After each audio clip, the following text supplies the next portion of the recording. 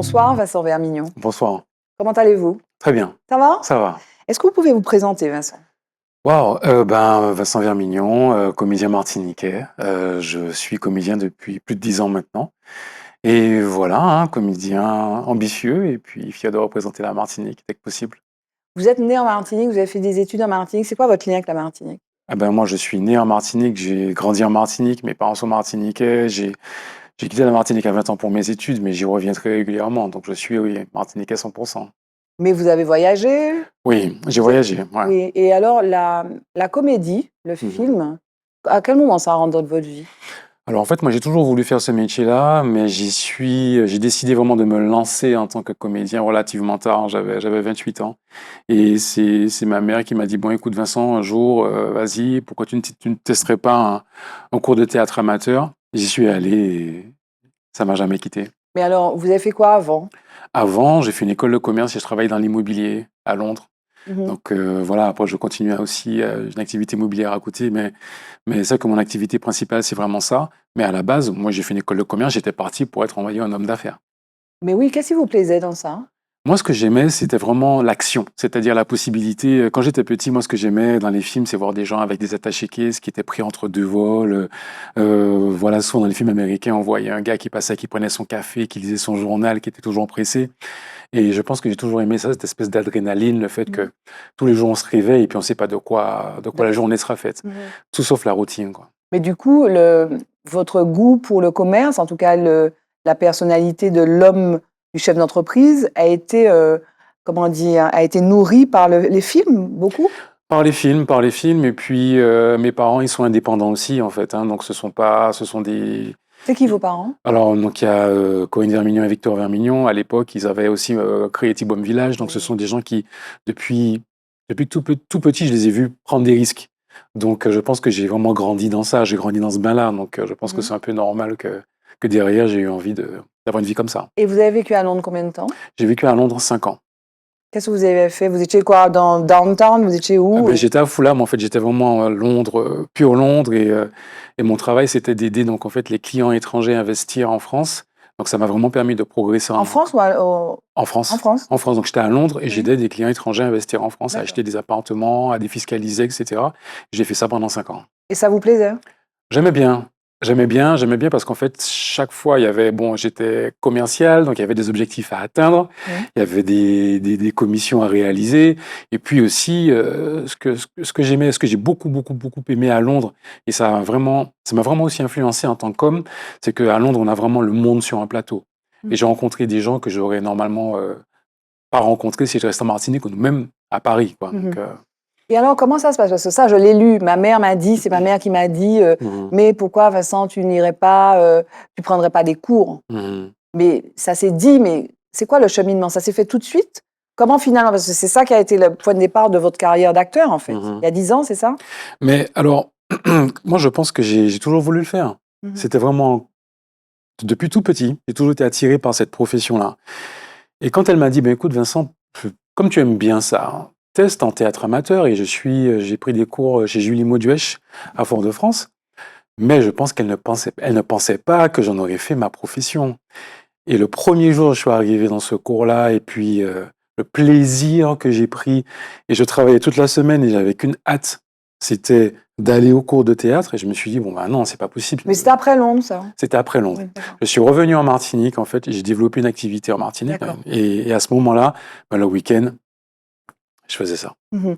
Et donc, vous avez pris ces cours. Mhm. Et là, bon, on prend des cours, vous êtes amateur, mais à quel moment vous franchissez? C'était quoi le premier film ou la première pièce de théâtre dans laquelle vous avez interprété un rôle qui a fait que ça fait le hook? Alors, ce qui s'est passé, c'est que, bon, déjà, il y avait en juin, juillet, on faisait un spectacle où on invitait la famille, etc. Et puis, lorsque j'étais en cours de théâtre amateur, j'ai été pris dans 30 degrés couleur et c'était ma toute première expérience. J'ai passé un C'est casting, Jean-Baptiste? ouais, Lucien Jean-Baptiste, j'ai passé un casting et j'ai été pris. Et là, ça m'a encore plus conforté dans mon choix. Je me suis dit, bon, je passe un casting, je suis pris, pourquoi pas? Pourquoi ne pas tester? Pourquoi ne pas tester l'aventure? Pourquoi ne pas se lancer et puis repartir à zéro? C'est pas évident. Non, c'est pas évident. C'était assez particulier ça, parce que en fait, je suis reparti à 28 ans donc en France. parce que j'avais envie de me former. Donc, je suis allé en école de théâtre, Laquelle? les ateliers du Suden. Mhm. J'avais 28 ans et la plupart des élèves, ils avaient 18-19 ans. Donc, j'étais là, comment dire, mon grand chien là. Et c'était particulier parce que voilà, C'était difficile, vous avez douté? j'ai douté parce que je gagnais, on va dire, bien ma vie en Martinique. J'étais proche de ma famille. Et puis là, j'ai vraiment la sensation de repartir à zéro. Mhm. J'étais dans un petit studio. Je savais pas. Enfin, voilà, j'avais vraiment l'impression de repartir à zéro, quoi. Donc là, il fallait être courageux et puis gérer son ego aussi. Et puis y aller, puis y aller, puis y aller. Puis heureusement que j'avais la passion, quoi. C'est-à-dire que Mhm. même si je doutais, mais j'aimais tellement ça. Et c'est bizarre parce que même si je ne savais pas de quoi demain était fait, mais j'étais sûr d'une chose, c'est que, un, j'adorais ça, et deux, j'étais convaincu que j'allais réussir. Je sais pas pourquoi, mais j'étais sûr que ça allait marcher. Et vous diriez aujourd'hui que vous avez réussi? Oui, oui, oui. Par quoi ça se mesure? Par le bonheur, je pense, quand je me réveille le matin, j'ai le sourire, je suis très content de la vie, la vie que je mène. Mhm. C'est-à-dire que j'ai vécu des expériences extraordinaires. Lesquelles? Waouh, ben, par exemple, le film que je présente en ce moment, qui s'appelle Marmaille. Marmaille, Oui. et je suis parti à La Réunion pendant 2 mois et demi, et j'ai dû apprendre la langue locale, j'ai dû apprendre le créole Parce que le film local. est entièrement en créole Le film est réunionnais. entièrement créole réunionnais, et j'ai dû apprendre cette langue-là pour les besoins du film. Je suis parti Mhm. aux États-Unis, j'ai tourné pendant 6 mois sur une série The HBO, Staircase. The Staircase. Mhm. J'ai rencontré des personnes formidables, Colin Firth qui a gagné un Oscar, Juliette Binoche. Mhm. Enfin, j'ai vécu des choses extraordinaires et je suis très heureux de vivre cette vie-là. C'est quoi le film parce que votre mère vous a orienté donc vers ce cours et puis grand bien lui fasse. Mhm. Mais le film qui a été marquant dans votre enfance, on a toujours des choses. Voilà, on se rappelle quand on était petit, on a vu des séries à la télé, on a vu des films. Le film, quand vous fermez les yeux, le film qui vous a le plus marqué. Le film qui m'a le plus marqué, je me souviens que c'est mon père qui m'a emmené voir ça à l'époque à l'Olympia. C'était Jurassic Park, je me souviens, Mhm. ça m'avait Avec marqué. Gollum, Voilà, j'ai plus son nom, Jeff mais Goldblum. moi, Jeff Gollum, voilà, c'est Oui. ça. Ça m'a marqué, mais c'est surtout que moi, j'ai aussi consommé beaucoup de films américains parce que c'était les seuls films où je voyais des personnes qui me ressemblaient. Oui. Donc, du coup, j'ai tout de suite été inspiré par Wesley Snipes, par Denzel Washington, par tous ces personnages. Je me suis dit, non, mais C'est votre idole? Denzel Washington, ouais. Pourquoi? Qu'est-ce qui fait que c'est votre idole? Parce que je trouve que dans ses choix de films, Mhm. je trouve que chaque fois, il présente des hommes verticaux. À aucun moment, enfin, chaque fois, il y a quelque chose de fort derrière. Il veut dire quelque chose, il a un message derrière. Mhm. Et chaque fois, ces personnages sont extrêmement, pardon, Mhm. impliqués dans une cause. Oui. Impliqués, il y a quelque chose derrière. Et moi, je Mhm. trouve ça fort. Par rapport à d'autres comédiens, il ne s'est jamais permis, en fait, de faire des choix faciles. Et ça, je respecte. Mais Ça m'inspire. Mais ça veut dire que, est-ce que c'est parce que c'est un comédien noir que finalement il n'aurait pas le droit de faire des choses un peu légères? Parce qu'il est toujours, effectivement, en fait. Est-ce qu'il n'est pas aussi versatile, par exemple, qu'un Leonardo DiCaprio, qu'un Brad Pitt, peut-être pas Tom Cruise, qui est toujours dans des rôles un peu. Mais vous voyez, ou bien que, comment il s'appelle, voilà, d'autres un petit peu plus versatiles, même un Robert De Niro d'ailleurs. Alors, mais DiCaprio a rarement fait de la comédie. Et Denzel Washington, il dit que même si effectivement un comédien ne sauve pas des vies, mais un comédien doit inspirer. Mhm. Et les personnages que lui, il a voulu représenter, c'était des personnages qui ont cassé des murs, qui ont renversé la table, et ça a été son choix. Après, voilà, je pense qu'il y a certains comédiens qui ne sont pas forcément noirs, puis qui ont fait le choix de ne pas faire de comédie. Mhm. Mais moi ça m'inspire, j'ai envie d'incarner des personnages forts. Et vous, du coup, vous auriez bien aimé un jour jouer avec lui. Oui, ça c'est mon rêve, ça c'est mon objectif. Ouais. Vous y arriverez? J'y arriverai. Comment vous allez faire? Comment je vais faire, c'est que je vais passer une audition un jour et je vais être pris et ça sera dans un film où j'aurai à jouer avec lui. Comment votre interprétation du succès de personnages, enfin de comédiens français, Mhm. comme Omar Sy par exemple, Oui. voilà, qui est un noir, Mhm. qui vient du stand-up, qui Mhm. vient de l'humour, qui vient de la télévision, de Canal, etc., du SAV avec Omar et Fred, etc. Quelle est votre interprétation de sa réussite à Omar Sy? Alors je pense que c'est une multitude de facteurs. Après, il a commencé dans la comédie et je pense que honnêtement, il s'attendait pas à tout ce qui lui arrive. Mais c'est une voie comme une autre. Et moi, je respecte. Moi, je respecte ça parce que le fait de réussir en tant que comédien, ça, il y a beaucoup de, enfin, les planètes doivent s'aligner. Et lui, Omar Sy, ce qui s'est passé, c'est que il a été pris dans un film qui a eu un succès retentissant, Intouchable. intouchable. Et c'est là où véritablement sa carrière a pris une autre tournure. Et lorsqu'on est comédien, ben, on dépend de ça. On peut être le meilleur comédien au monde. Mais si on n'est pas dans un film qui marche, ben derrière, la carrière ne suit pas forcément. Donc il y a beaucoup de hasard. Il y a beaucoup de hasard. En fait, c'est un mélange de... Moi, je dis que la chance n'existe pas. Je dis que la chance, c'est une rencontre entre la préparation et l'opportunité.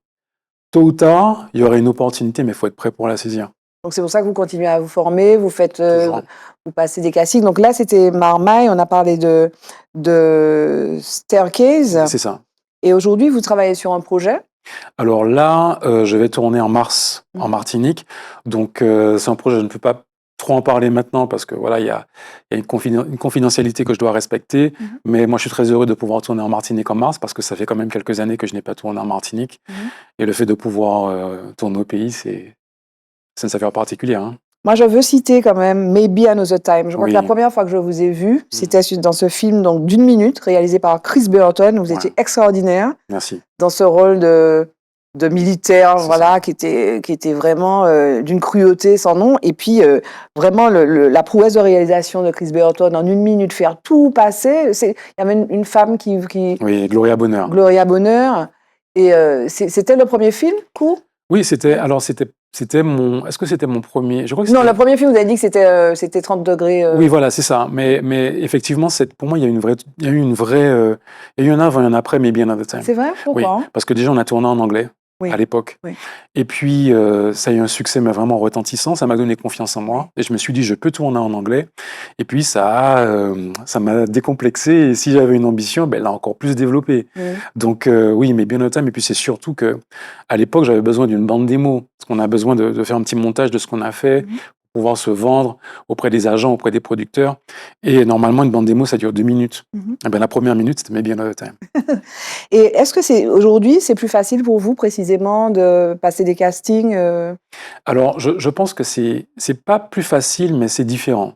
C'est-à-dire que maintenant, en fait, j'ai changé de braquet et je me retrouve en compétition avec d'autres comédiens qui, par moment, ont un CV beaucoup plus conséquent que le mien. C'est-à-dire que depuis que j'ai tourné sur la série américaine The Staircase, maintenant, en fait, on me propose des rôles principaux aux États-Unis. Et qui dit rôles principaux, ben, du coup, je me retrouve face à des personnes qui ont également, en fait, un sacré CV, un sacré historique. C'est comme si, avant, je jouais en Ligue 1, et maintenant, je joue en Ligue des Champions. Donc, ça ne veut pas dire que c'est plus facile. D'accord. Et vous êtes mais vous êtes trouvé donc confronté ou bien challengé par qui ou à challenger qui, par exemple? Alors, c'est-à-dire qu'on peut faire une très très bonne audition, une très très bonne tape, comme on dit, et puis finalement on me dit, écoute Vincent, c'est pas toi, parce il y a quelqu'un qui est plus connu que toi, plus bankable, comme on dit. Plus bankable. Ta vidéo, ton audition est meilleure, mais on va prendre celui-là pour des raisons commerciales.